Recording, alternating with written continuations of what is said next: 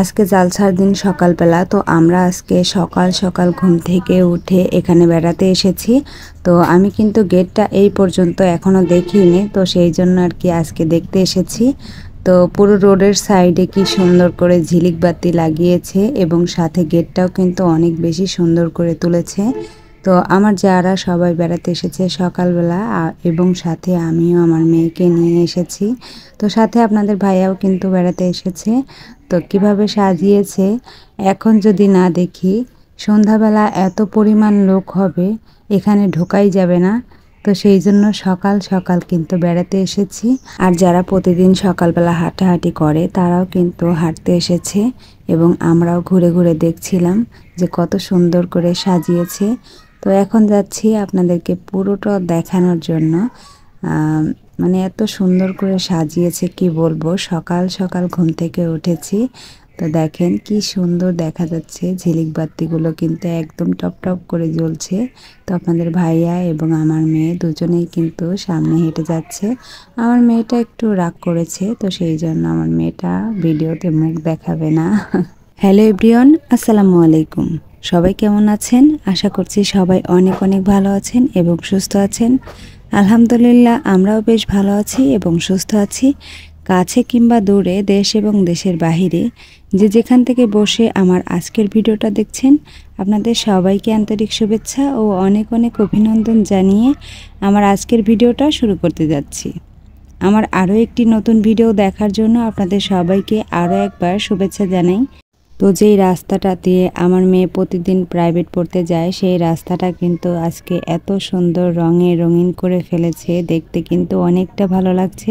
এভাবেই পুরো রাস্তাটা একদম ঝিলিক বাতি দিয়ে খুব সুন্দর করে সাজিয়েছে। তো আমরা পুরো রাস্তাটা হেঁটে হেঁটে দেখছিলাম। তো আগে আপনাদের ভাইয়া হেঁটে যাচ্ছিল, আমি কিন্তু পরে যাচ্ছি।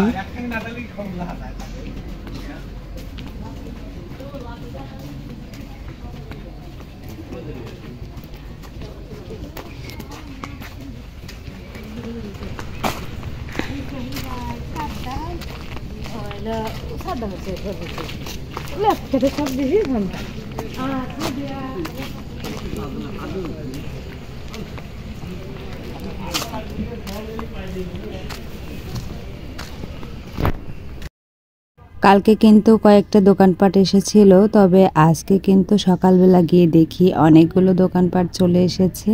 তো আগে কিন্তু আমরা ফুচকার দোকানে গেলাম, আমার মেয়ে ফুচকা খাওয়ার জন্য অনেক বেশি বায়না করছিল। তো সেই জন্য আগে ফুচকার দোকানে গেলাম। ফুচকাওয়ালার দোকানে গিয়ে আমার মেয়ে যেহেতু একটু বেশি বায়না করছে, তো সেই জন্য ফুচকাওয়ালাও কিন্তু জেদ ধরে বসে রইল।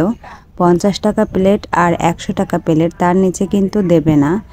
মাত্র 5টা ফুচকায় 50 টাকা আর 7টা ফুচকায় হচ্ছে 100 টাকা, এটাই নিতে হবে। যদি নেন নেন, না নেন না নেন। তো এভাবেই কিন্তু ফুচকাওয়ালা বলছে।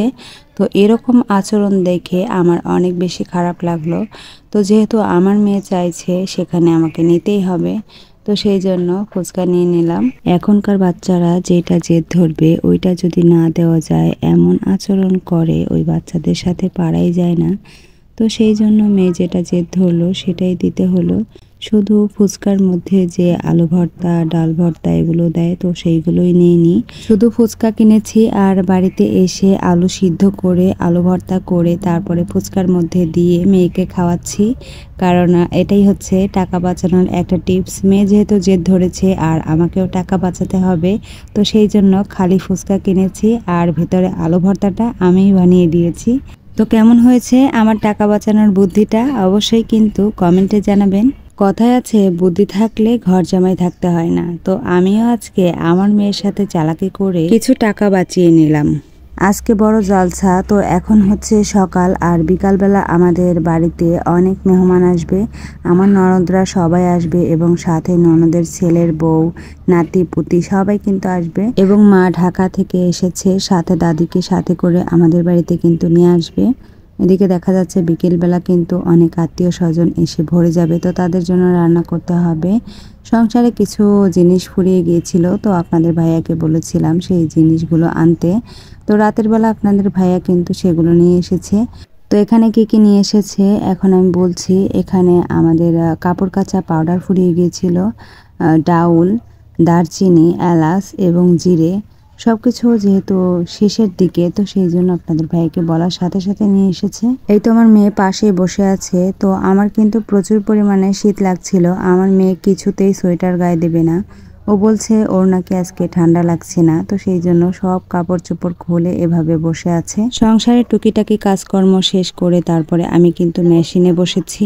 তো আজকে যেহেতু সবাই জামা কাপড় নতুন নতুন পরবে আর আমার মেয়েটা পুরনো জামা কাপড়গুলো পরবে, এই জন্য ভালো লাগলো না।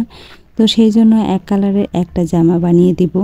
অবশ্য আমার মেয়ের জামা কাপড় আছে, তো তারপরও ভাবলাম যে একটা জামা বানিয়ে দিই। তো এই যে কাপড় দিয়ে আমি আমার মেয়ের জামা কাপড় বানিয়ে দিচ্ছি, তো এই কাপড়গুলো কিন্তু আমি নিজেই বিক্রি করি। মানে এই কাপড়গুলো আমার ঘরেই ছিল, তো সেই কাপড় দিয়ে আমি কিন্তু আমার মেয়ের জন্য একটা ফ্রক বানিয়ে দিচ্ছি। আর হাতায় হচ্ছে একটু খয়েরি কালারের লেস লাগিয়ে দিব। ফ্রকের হাতা হবে প্লাজো হাতা, আর হাতার মাথায় হবে এক কালারের খয়েরি কালারের লেস। তো লেস লাগিয়ে দিলে জামাটা কিন্তু আরও বেশি ফুটে উঠবে, তো সেই জন্য লেস লাগিয়ে দিব।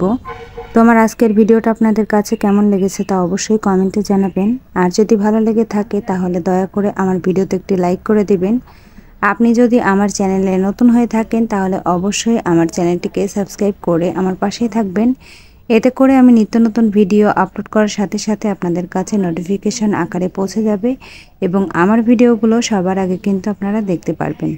অলরেডি আমার কথা অনুযায়ী যদি কাজটা আপনারা করে থাকেন তাহলে আপনাদেরকে অসংখ্য ধন্যবাদ। তো এখনকার মতো এইটুকুই। বিকালবেলা আমরা কি কি কাজ করি সব কিছু ভিডিও করে আপনাদেরকে অবশ্যই দেখানোর চেষ্টা করব। আমাদের পাশেই থাকবেন, আমাকে সাপোর্ট করবেন। আল্লাহ হাফেজ।